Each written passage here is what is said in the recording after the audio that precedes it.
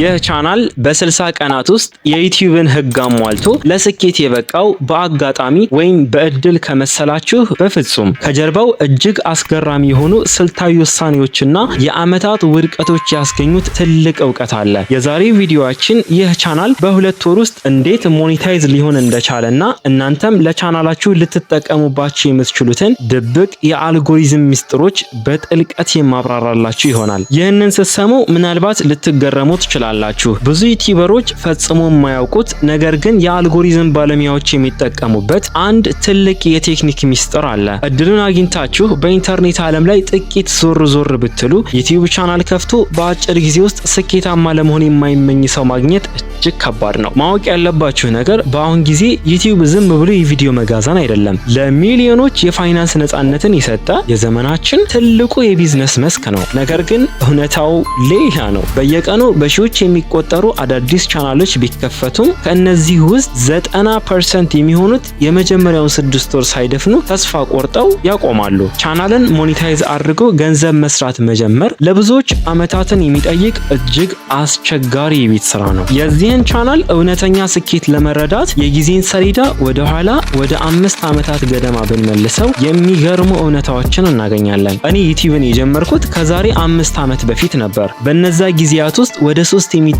የተለያዩ ቻናሎችን ከፍቼ ለመስራት ሞክሬያለሁ። ውሎ አድሮ ቻናሎቹ ሞኔታይዝ ሆነውልኛል። ነገር ግን ያንን ለማሳካት እጅግ ብዙ ጊዜ፣ እጅግ ብዙ ትዕግስትና በጣም ተስፋ አስቆራጭ ልፋት ጠይቆኝ ነበር። በመካከላቸውም ተስፋ የቆረጥኩባቸው ይህ ስራ ለኔ አይሆንም ብዬ እጄን የሰጠሁባቸው በርካታ የጨለማና የዲፕሬሽን ቀናቶች ነበሩ። አንድ ቪዲዮ ሰርተን ለቀናት ደክመንበት ስንጭነው ትንሽ የሆነ እይታ ሲያሳይ ሊሰማን የሚችለው የልብ ስብራት ምን ያህል ከባድ እንደሆነ ብዙ ሰው ያውቀዋል። 100 ሰብስክራይበር ለማግኘት ወራትን መጠበቅ፣ እንደዚህም የኮፒራይት ችግሮች፣ የአድሰንስ የክፍያ ማረጋገጫ ለማግኘት የሚደረገው መንከራተት፣ ይህ ሁሉ የዩቲዩብ ተጠቃሚዎች የሚያልፉበት እውነተኛ ፈተና ነው። ነገር ግን ተስፋ መቁረጥ ውስጥ እውቀት አለ። ካለፉት 3 ቻናሎች የሰራኋቸውን ስህተቶች በሙሉ በአንድ ደብተር ላይ መዘገብኩ። ለምን ይሄኛው ቻናል ፈጠነ፣ ሌሎቹ ስለምን ዘገዩ ብዬ ራሴን ጠየቅኩ። አልጎሪዝሙ እንዴት እንደሚሰራ፣ ተመልካች ምን እንደሚፈልግና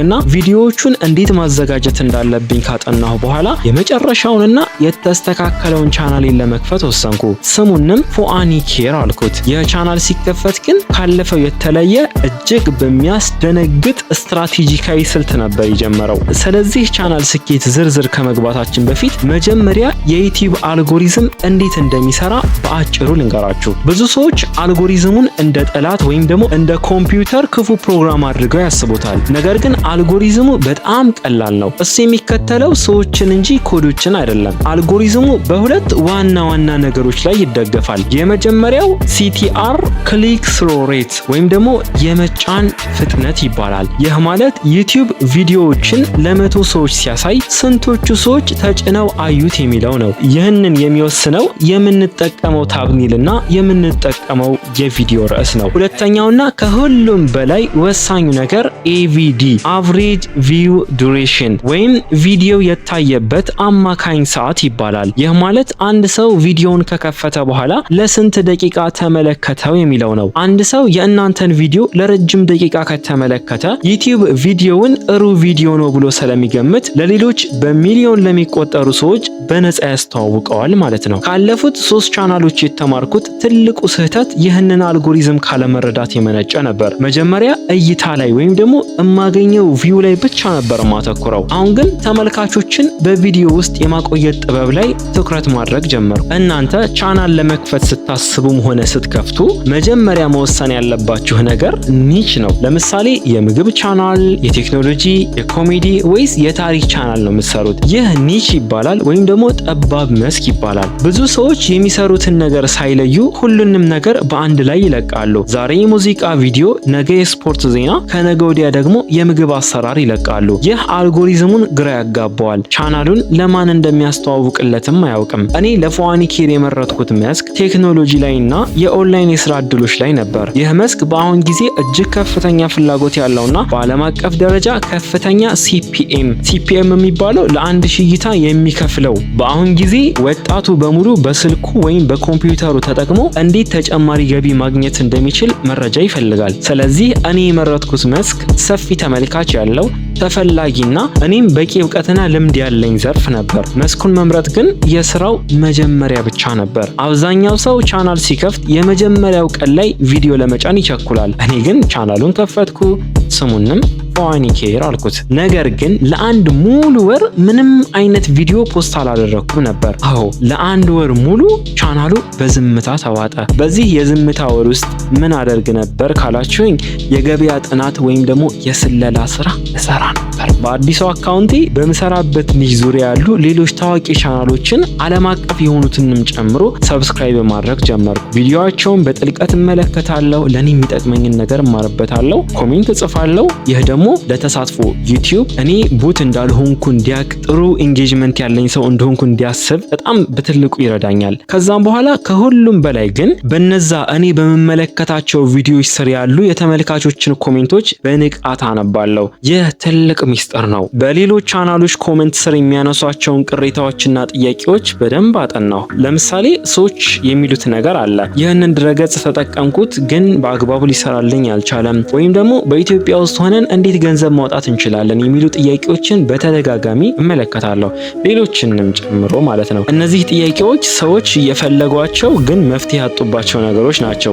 እኔ ደግሞ እነዚህ ነገራቶች በመመልከት የሰዎችን ክፍተትና ፍላጎት ለማስተካከል ጥረት ማድረግ ጀመርኩ ማለት ነው። በራሴ ልምድና እውቀት ተጠቅሜ ለእነዚህ የሰዎች ፍላጎቶችና ችግሮች ፍጹም መፍትሄ የሚሆኑ ቪዲዮዎችን ለመስራት ስክሪፕት ማዘጋጀት ጀመርኩ። የመጀመሪያውን ቪዲዮ ከማውጣቴ በፊት ተመልካቾቼ ምን እንደሚፈልጉ ጠንቅቄ አውቅ ነበር። በዩቲዩብ ላይ ስኬታማ ለመሆን ትልቁና ወሳኙ ነገር ኮንሲስተንሲ ነው ወይም ደግሞ ቀጣይነት። አብዛኛው ሰው አንድ ቪዲዮ ሰርቶ ይለቅና ቀጣዩን ቪዲዮ ለመስራት ሳምንት ወይም ደግሞ 2 ሳምንት ይፈጅበታል። በዚህ መሃል ተመልካቹ ይረሳዋል፣ አልጎሪዝሙም ቻናሉን ላይክ እንደ ሰነፍ ቻናል አድርጎ ያስበዋል። በዚህ ሰዓት ኢምፕሬሽኑን በጣም ነው የሚገለው። እኔ ግን የጦርነት ስልትን የተጠቀምኩት። ወደ ጦርነት ሲገባ እንዴት ነው አንድ ጥይት ተይዞ ብቻ የሚገባው? የመጀመሪያውን ቪዲዮን ከመልቀቄ በፊት ከ15 በላይ የተሟሉ ጥራት ያላቸውና ሙሉ በሙሉ ተስተካክለው ያለቁ ቪዲዮዎችን አዘጋጅቼ አስቀመጥኩ። ይህ ማለት ምንም አይነት ድካም ወይም ደግሞ የጊዜ ማጣት ቢገጥመኝ እንኳ ለቀጣዮቹ 2 ወራት ያለምንም ችግር በሳምንት 2 ቪዲዮ መጫን የምችልበት ዋስትና ነበረኝ። ይህ ዝግጅት በአእምሮዬ ላይ የነበረውን ጫና ቀነሰልኝ። ቪዲዮዎችንም ዛሬ ሰርቼ ዛሬ ለመጫን አልተጣደፍኩም። ይልቁንም በጥራት ላይ እንድሰራ ረዳኝ። ስኬት የሚመጣው ዝግጅትና እድል ሲገናኙ ነው የሚባለው ለዚህ ነው። ይህንን ስትሰሙ ምናልባት በጣም ልትገረሙ ትችላላችሁ። ብዙ ዩቲዩበሮች ፈጽሞ የማያውቁት ነገር ግን የአልጎሪዝም ባለሙያዎች የሚጠቀሙበት አንድ ትልቅ የቴክኒክ ሚስጥር አለ። አንድ ቪዲዮ ሰርታችሁ ስታጠናቅቁ ካሜራው ወይም የቪዲዮ ማቀናበሪያው ሶፍትዌር ለቪዲዮ የሚሰጠው ስም አለ። ለምሳሌ ላይክ እንደዚህ አይነት ማለት ነው። እንደዚህ አይነት ስሞችን ይሰጣል። ዝም ብሎ የቁጥር ስብስብ የሆነ ማለት ነው። እኔ ግን እነዚህን የቪዲዮ ፋይሎች ወደ ዩቲዩብ ከመጫኔ በፊት የፋይሉን ስም የዩቲዩብ አልጎሪዝምን በጠበቀ መልኩ በእንግሊዝኛ በማስተካከል አስቀመጥኳቸው። ለምሳሌ ቪዲዮ ስለ ኦንላይን ስራ ከሆነ የፋይሉን ስም ላይክ እንደዚህ አድርጌ how to make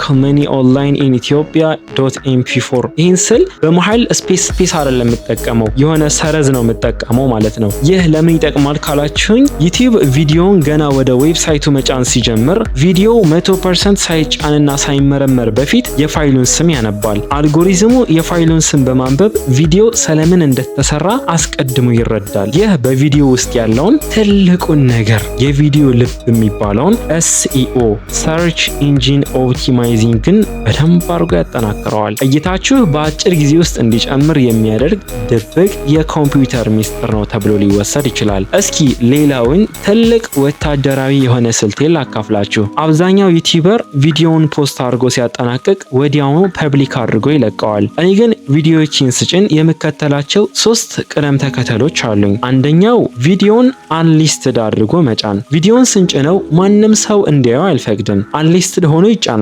ይህ ለምን ይጠቅማል መሰላችሁ? ዩቲዩብ የቪዲዮን ከፍተኛ ጥራት HD ወይም ደግሞ 4K ሰርቶ እንዲጨርስ ጊዜ ይሰጠዋል። በተጨማሪም ቪዲዮ ላይ የኮፒራይት ችግር ካለ ዩቲዩብ ቪዲዮን ለሰዎች ከመድረሱ በፊት አስቀድሞ ኢሜል ያደርግልኛል። ቪዲዮ ላይ የመጨመራቸው ማራኪ ታምኔል፣ ኢንፎግራፊክስ፣ ኢንድ ስክሪን እና ካርዶችን በረጋ መንፈስ እንዳስተካክል በጣም ሰፊ የሆነ ጊዜ ይሰጠኛል። ሁለተኛ 24 ሰዓት ቀድሞ ስኬጁል ማድረግ። ቪዲዮ ለሰዎች ከመለቀቁ 24 ሰዓት በፊት ሰዓትና ቀን ወስኜ ስኬጁል አደርገዋለሁ። ይህ ማለት አልጎሪዝሙ ቪዲዮውን መርምሮ ኢንዴክስ አድርጎ ቪዲዮን ለማን እንደሚያሳየው አስቀድሞ እንዲዘጋጅበት ጊዜ ይሰጠዋል። ሶስተኛው በጣም በትልቁ የምጠቀመው ነገር ደግሞ ፕሪሚየር ማድረግ። ቪዲዮን ስኬጁል ሳደርግ ፕሪሚየም እንዲሆን አደርገዋለሁ። ይህ ማለት ምን ማለት ነው ካላችሁኝ፣ ቪዲዮ ሊለቀቅ 24 ሰዓት ሲቀረው ለተመልካቾቼ ኖቲፊኬሽን ይደርሳቸዋል። ተመልካቾቼ ቪዲዮ የሚለቀቅበትን ሰዓት በጉጉት ይጠብቃሉ። ቪዲዮ ልክ ሲለቀቅ ሁላችንም በአንድ ላይ ሆነን በቀጥታ ውይይት ወይም ደግሞ ላይቭ ቻት ላይ እየተወያየን እንመለከተዋለን። ይህ ስልት ቪዲዮ በተለቀቀ በመጀመሪያዎቹ ጥቂት ሰዓታት ውስጥ ከፍተኛ ተመልካች እንዲያገኝ ያደርገዋል። ይህም አልጎሪዝሙ ቪዲዮን ለብዙ ሺህ ሰዎች እንዲያስተዋውቅለት ግፊት ያደርጋል። የምታስታውሱ ከሆነ በጣም የቅርብ ጊዜ የሆነን ላስታውሳችሁ፣ ቴዲ አፍሮ ባለፈው አልበሙን ሲለቅ እንዴት አድርጎ ነበር ፖስት ያደረገው? ላይቭ ስትከታተሉ የነበራችሁ ሰዎች 8 ሰዓት ላይ ላይቭ የገባችሁ ሰዎች አይታችሁ ከሆነ ካውንት ዳውን ቆጥሮ ከዛ በኋላ ላይቭ ላይ ነበር አይደል? ልክ ላይቭ ሲያልቅ ነው ፐብሊክ የሆነው። ላይክ እንደዛ ማለት ነው። በቃ ዩቲዩብ ቪዲዮ በዛ መልኩ መልቀቅ በጣም አዋጭ የሆነ መንገድ ነው። እነዚህን ሁሉ ስልቶች በስርዓት በመተግበሪ ቻናሌ ፏኒ ኬር በመጀመሪያ ላይ የተለቀቁት ጥቂት ቪዲዮዎች በጥራት እንዲሄዱ ረዳቸው። በተወሰኑ ቀናትና በተወሰነው ሰዓት ላይ ብቻ ቪዲዮዎችን ያለማቋረጥ ፖስት አደርግ ነበር። ተመልካቾቼ ቪዲዮን ልክ እንደ ቲቪ ፕሮግራም በሰዓቱ ይጠብቁት ነበር። ውጤቱ ምን ሆነ መሰላችሁ? በተከፈተ 2 ወር ባልሞላ ጊዜ ውስጥ ቻናሌ ከ3000 ሰብስክራይበር እና ከ4000 ዋች አወር በላይ ማሟላት ቻለ። ለሞኔታይዜሽን ባመለከትኩ በ24 ሰዓት ውስጥ ማረጋገጫ ደረሰኝ። ይህንን ስኬት ሳስበው ባለፉት 5 ዓመታት የደረሱብኝ ውድቀቶች ትልቅ የመማሪያ ክፍሎች እንደነበሩ ተረዳው። የድሮዎቹ 3 ቻናሎች ባይኖሩ ተስፋ ባልቆርጥና ስህተቶችን ባላስተካክል ኖሮ ዛሬ ፏኒ ኬር በ2 ወር ውስጥ ስኬታማ መሆን ይችል ነበር ወይ? እንጃ። ስኬት የአጋጣሚ ሳይሆን የእቅድ ውጤት ናት። እናንተም ዩቲዩብን ለመጀመር አስባችሁ ተስፋ የቆረጣችሁበት ጊዜ ካለ ውድቀት መሸነፍ ሳይሆን በጥበብ ለመስራት የምትማሩበት ትልቅ የመማሪያ ክፍል መሆኑን አስታውሱ። ስለ ቴክኖሎጂና ስለ ኦንላይን ስራዎች ጠቃሚ መረጃዎችን ለማግኘት አሁንም ፏኒ ኬርን ሰብስክራይብ አድርጉ። የዛሬው ቪዲዮአችን ይሄንን ይመስላል። ስለ ዩቲዩብ ተከታታይ ቪዲዮዎችን እንድሰራ ከፈለጋችሁ በደንብ አድርጋችሁ ጥያቄዎችን፣ ግራ የገባችሁ ነገር ጠይቁኝ። በደንብ ተመራምሬ ምርጥ ማብራሪያ ቪዲዮዎችን ይዤላችሁ እመጣለሁ።